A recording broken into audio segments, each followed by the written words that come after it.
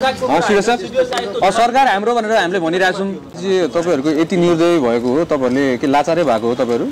यसो सर हजुर लाचारै हुनु भएको हो त?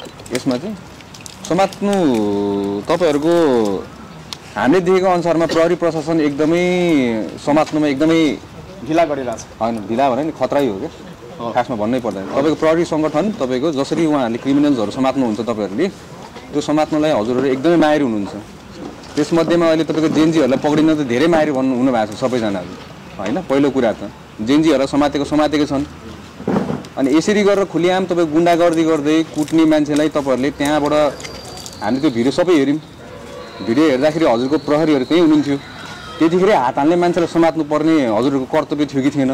त्यही दिन त्यतिखेर खुलिआम त्यत्रो हात हाल्दाखेरि हजुरले समात्नु भएको छैन। त्यहाँ समात्नको लागि आन्दोलन गर्नु पर्यो के फेरि अनि जब समात्नको लागि हजुर त्यतिखेर हजुरले समातिदिनु भएको थियो यत्रो ठुलो हुँदैन थियो होला।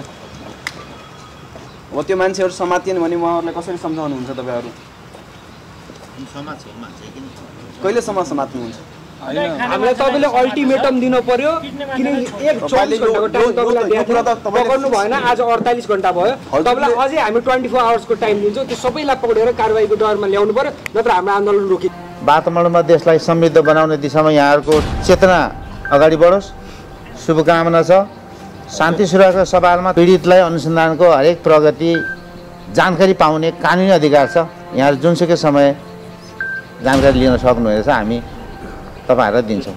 तर समग्र जिल्लाको शान्ति सुरक्षा व्यवस्थामा हाम्रै कमी कमजोरी छ भने हामीभन्दा माथिको निकायले छानबिन गर्छ। मैले भन्न हामी जवाबदेहिताबाट भाग्न मिल्दैन, भाग्दैनौँ। म तपाईहरुको ठाउँमा बसेर यो देशको प्रहरीले कस्तो सेवा गर्दोस् भनेर परिकल्पना गर्छु। म त्यो त मैले समानुभूति मैले त्यहाँ बसेर पनि मैले आम मान्छेले प्रहरीलाई कसरी हेर्छ, प्रहरीले कसरी पर्फर्म गरोस् भन्ने चाहन्छ। त्यो ढङ्गले हामी त हाम्रो बेस्ट पर्फर्मेन्स दिन आत्मसन्तुष्टिको लागि पनि गर्छौँ नि।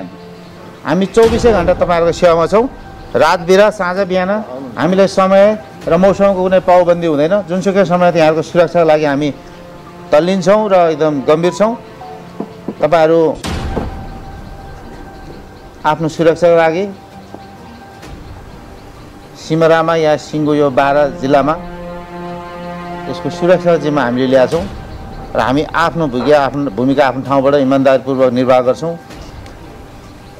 र अनुसन्धानको विषयमा पीडितलाई अनुसन्धान